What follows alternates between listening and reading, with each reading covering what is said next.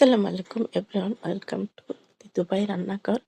আমি আজকে আপনাদেরকে জিভে জল আনার মতো একটা রেসিপি দেখাবো। সেটা হচ্ছে অনেক চীনা একটা জিনিস। তো আমি বেগুন ভর্তা করব। এই তো দুটো বেগুন আমি তেল মেখে নিলাম। তেল মেখে আমি এই বেগুনগুলি চুলায় পোড়ব না।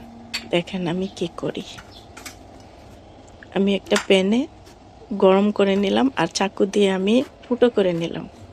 চুলাও পুরাতে গেলেও তেল মেখে এবং ফুটা করে দিতে হয়। তো আমি চুলার মধ্যে পুড়িয়ে নিব বেগুনটা। চুলাটা আগুনটা এইভাবে দিবেন, একটু বেশিও না কমও না, তাহলে বেগুনটা সুন্দর করে হবে।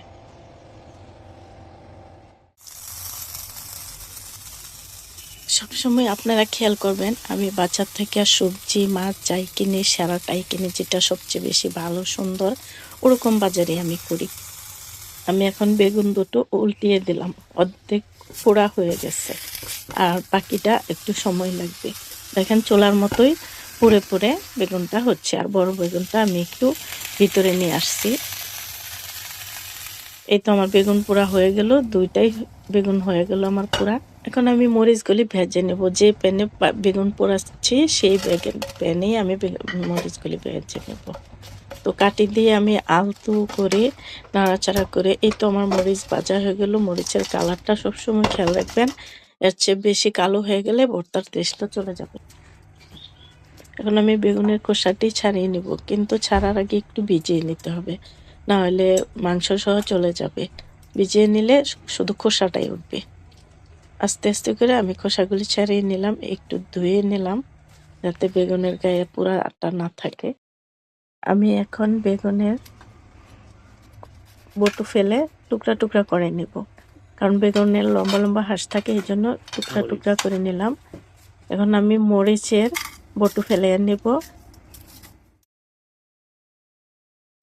আমি একটু লবণ দিয়ে মরিচগুলি ভেঙে নেব। পেঁয়াজগুলি আগে দিলে মরিচগুলি ভাঙা হবে না, মরিচগুলি নরম হয়ে যাবে। লবণ মরিচ আগে ভেঙে নিতে হবে। পেঁয়াজ কুচিগুলি দিয়ে মেখে নিলাম, সাথে সরিষার তেল দিয়ে দিলাম। আমি এই ছোট কাপ দিয়ে 1 কাপ তেল দিয়ে দিলাম, কারণ দুটা বেগুন। কিছু ধনিয়া পাতা কুচি দিয়ে দিব। বেগুনগুলি আমি একটু চেক করে নিলাম পোকা থাকে কিনা। তো আমার জিভে জল আনা রুচি সম্বন্ধ একটা ভর্তা সবারই পছন্দ গরম ভাতের সাথে। আমার ভিডিও দেখার জন্য লাইক কমেন্টস সাবস্ক্রাইব করে রাখবেন পরবর্তী ভিডিও দেখার জন্য। আল্লাহ হাফেজ।